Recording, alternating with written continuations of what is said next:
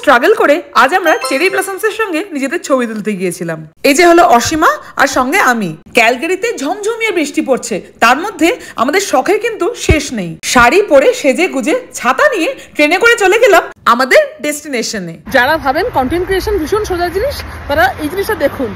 এই যে ক্যানাডার রাস্তায় এদিকে এত ছাতাপত্র ব্যাগপত্র নিয়ে আমরা বেরিয়েছি শাড়ি পরে চেরি ব্লসমসের সঙ্গে ছবি তুলবো, কারণ চেরি ব্লসমস থাকে মাত্র 7 থেকে 10 দিন। তো এবার রোজ বৃষ্টি পড়লে তো চেরি ব্লসম পাবো না, তাই জন্য আমরা এর মধ্যেই বেরিয়ে পড়েছি। This is content creation. মাঝে মাঝে নিজেদের পাগলামো দেখে নিজেদের উপরেই রাগ ওঠে, ভাবি হাসবো না কাঁদবো বুঝতে পারি না ঠিক, এত কনফিউশন লাগে। কন্টিনিউয়াসলি বৃষ্টি পড়ে যাচ্ছে, তার মধ্যে ছবি আমাদের তোলা চাই। ইটস টু মাচ না রাইট নাও।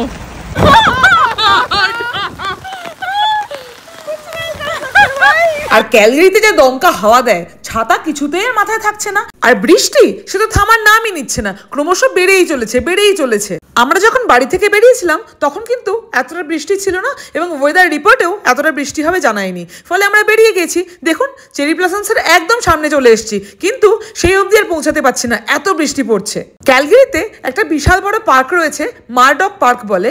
বসন্তকালে এইখানে গাছ ভরে এই গোলাপি ফুলগুলো ফোটে। এইগুলোকে চেরি ব্লসমস ভেবে ভুল করি, কিন্তু এগুলো কিন্তু চেরি ব্লসমস নয়। ছবিতে অবিকল একই রকম দেখতে লাগলেও এগুলোর কিন্তু আলাদা একটা নাম রয়েছে। ফুলগুলোর নাম অ্যাপেল ট্রিজ। না, আপেল গাছের কথা বলা হচ্ছে না, এই ফুলগুলোর নামই এটা। তবে ক্যালগারি মারডক পার্কে এলে প্রথমে রেসিডেন্সিয়াল এরিয়াতে এই সুন্দর গাছগুলো দেখে আপনি মোহিত হয়ে যাবেন। তবে এখানে কিন্তু ভুলে থেমে থাকলে হবে না, একটু এগোলেই পুরো স্বর্গরাজ্য।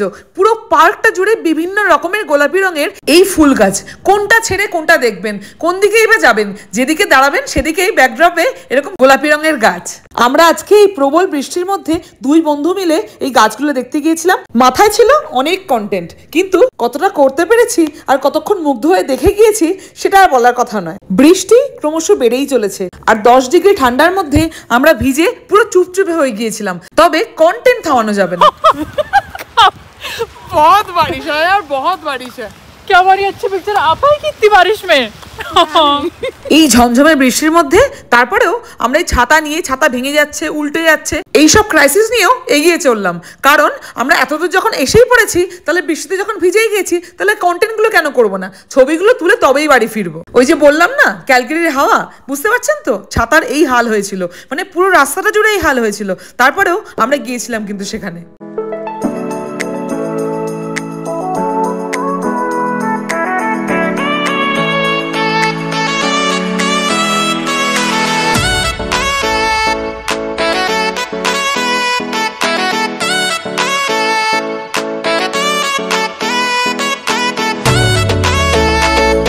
ভিডিওটা কেমন লাগলো অবশ্যই জানিও কমেন্টে।